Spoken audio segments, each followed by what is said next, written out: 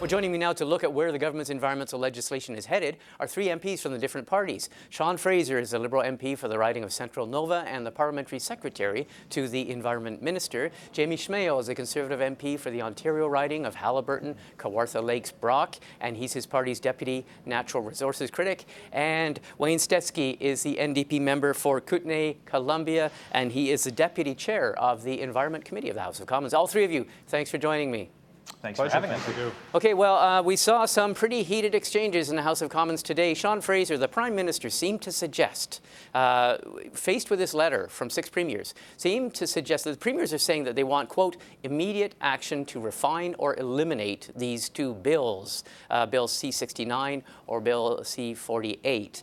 The Prime Minister seemed to suggest in question period that the premiers are playing politics and that they are the ones causing a national unity crisis by their language. Am I getting him right? Look, more than anything, I find it curious that the Conservatives seem to be cozying up so closely with Doug Ford and the other Conservative premiers on this issue. Bill C-69 is meant to simply implement better rules to allow good projects to go ahead, provide certainty for business, and at the same time add environmental protections and allow the public to participate. We're going to work with the Senate, who's proposed a record number of amendments on this particular bill, and consider which ones further those purposes of protecting the environment, encouraging public participation, and of course adding certainty for business. To the extent that the amendments fly in the face of those values, then I doubt they'll get support. But okay, we'll get to that in a minute. Certainly. But I mean, the Prime Minister seems to have doubled down and said that it's the premiers who are causing the unity problems here. Yeah, certainly the letter sent from the premiers threatening that this is a national unity issue is a counterproductive narrative that I believe is being done for political purposes. We're going to look at the bill on the merits, not on the noise surrounding it. Okay, Jamie Schmale, what do you make of the Prime Minister's comments today? Well, I find it absolutely shocking that the Prime Minister is not taking this letter seriously. It shows there is severe frustration in many parts of this country coming from not only the premiers, but the underemployed, out of work energy sector workers. And this is not just an Alberta problem, it's just not a Saskatchewan problem, this is an Ontario problem. It goes all across this great country. We have resources that need to get to market, and we have a regulatory process that is not allowing that to happen. And Bill C-69, Bill C-48 are two big problems that the Conservatives have and many, many Canadians have that are landlocking our energy. Okay, Wayne Stetski, what do you make of this? What do you make of the language you heard in the House of Commons today and the language from the 6 provincial premiers and territorial premier? So coming from British Columbia and having worked on the coast, C-48 is critical to make sure that we continue to have a coastline that's intact and as valuable tomorrow as it is today. So absolutely we need to ban tankers from the North Coast. C-69, under the Conservatives, quite frankly, they were making it easy for all kinds of pipelines to go anywhere at any time without really looking at environmental costs.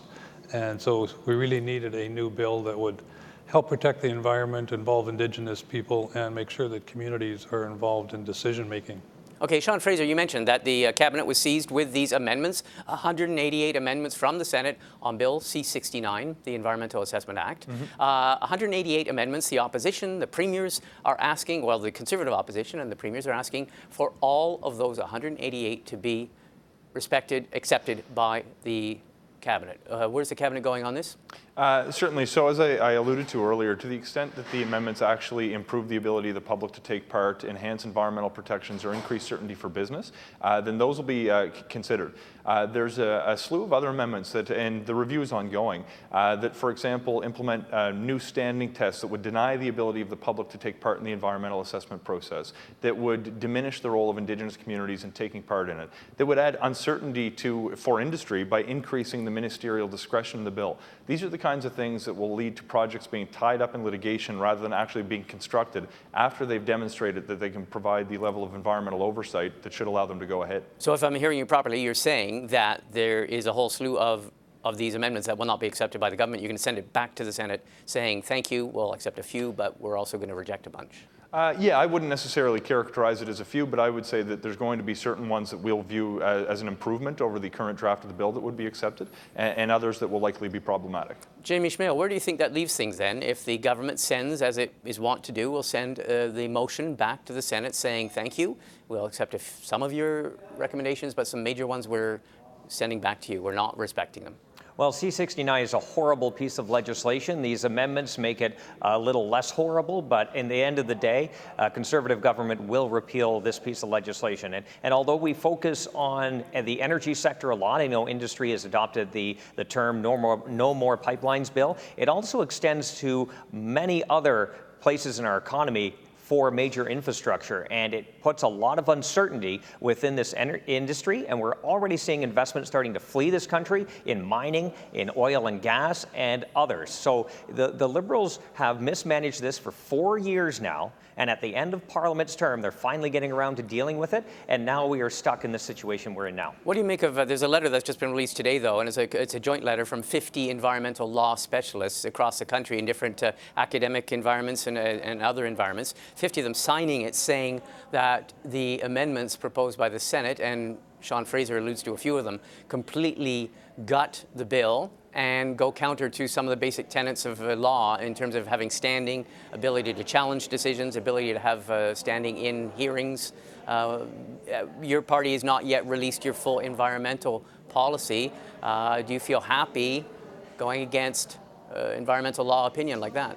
Well, look, Canada has some of the toughest labor and environmental standards anywhere in the world, and it's something we should be proud of instead of hiding from it. And if we want to actually seriously address the issue of climate change, we need to ensure that we are supplying the world demand, which is increasing, of our energy, putting pressure on the bad actors like the Nicaraguas, the Venezuelas, the Saudi Arabias to up their game in the whole effort, because it is a global problem and we need global solutions. And we have technology, we have innovation, we have the power here in Canada to be a leader. And as the Liberals slow things down and create a lot of uncertainty within the oil and gas sector, mining, and it goes on, we have investment fleeing. And if you look at all the countries where oil and gas are increasing, they are doing business all over the world, and Canada is being left behind. Okay, Wayne Stetski, I want to get to Bill C-48 in a second, because obviously that's of prime importance to you on the BC coast. But I want to ask you about C-69, what you just heard from Sean Fraser, the Parliamentary Secretary to the Environment Minister, talking about the most likely scenario coming out of the Cabinet, and that is that the government will accept a few recommendations but send most of them back to the Senate. What do you make about what you're hearing from the government? Well, as difficult as it is, given where we are in the life cycle of the 42nd Parliament, we always need to try to put principles ahead of politics. And so, the bill itself and recommendations in the bill that make things better for the environment, for communities, for Indigenous people, I think need to be respected regardless of where we are in the 42nd Parliament. So we'll see where that goes. Historically, what I've seen so far, and this is my first term, but the Senate will often put forward recommendations. Government and the House of Commons will look at them, decide what's appropriate, what isn't, send them back. And the Senate generally says, well, they're elected, we're not, maybe we should approve this. So I hope that's where it goes in the end. Okay, I want to ask you now, and then we'll go back across the panel. I want to ask you, Bill C-48, the tanker ban. It hasn't come back from the Senate yet. It's expected to in the next few days. Well, there is a possibility the senators will propose a type of corridor. This is a ban on tanker traffic to the northern BC coast, but there's scenarios where the senators may propose some sort of corridor. Do you think that would be acceptable to change that bill, allowing some tanker traffic? No, I mean, a corridor just absolutely does away with the concept of a ban. A ban is a complete ban.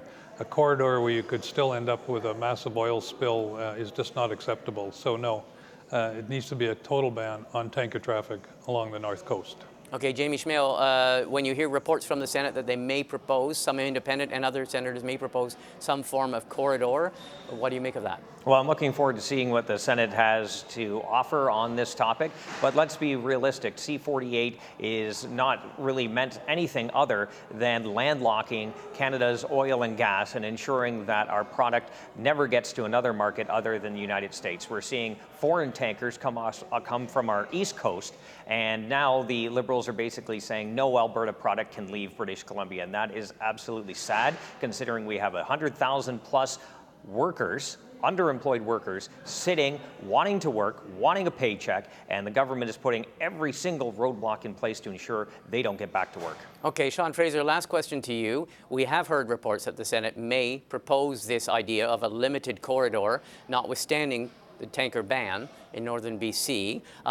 If that comes back to you, I know Marc Garneau, the Transport Minister, has said that he looks askew at that idea because he doesn't think it would probably violate the whole principle of the bill. What do you think would be your response if they propose some sort of corridor through this tanker ban area?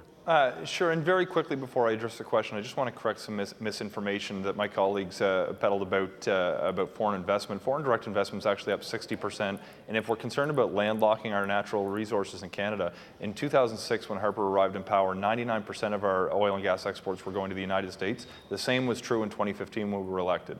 To your question on C-48 and the potential proposal of a corridor, one of the things that's important to acknowledge is that there's actually been a voluntary ban in place on tanker traffic in the area for years. I don't want to prejudge what the Senate's going to come up with. We will consider whatever amendments they propose in good faith, and once we have a clear picture of what it is that we're proposing, we'll form an opinion on it and have that debate in the House of Commons. Is any corridor, though, amenable to the idea of a tanker ban? I don't want to prejudge what the Senate will provide. I find the devil's usually in the details, but we did specifically campaign on a commitment to implement a moratorium on tanker traffic on the north coast of British Columbia, and I think Canadians would fairly expect us to follow through on that commitment. Okay, to all three of you, I want to thank you very much for your time. Thanks for your input, and obviously a lot of this fueled by the Senate's actions over the last few days, as we've seen in the last few years of Parliament. I want to thank you very much for speaking with us. Thank you very much. Thank you.